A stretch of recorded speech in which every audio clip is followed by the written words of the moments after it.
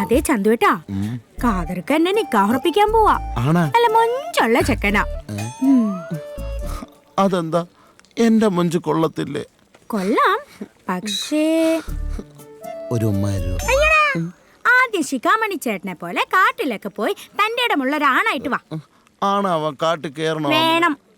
നിനക്കറിയാലോ അമന, ഞാൻ കാട് കയറുമ്പോ പകുതി ചെല്ലുമ്പോ എനിക്ക് വിശക്കും. അപ്പൊ എനിക്ക് ഓർമ്മ വരും ചോറും മീൻകറിയും പൊട്ടും കടലയും അപ്പോ മുട്ടയും. പിന്നെ വല്ലതും നടക്കുവോ? എന്ത്? ഓ, നേരത്തെ ചോദിച്ചത്.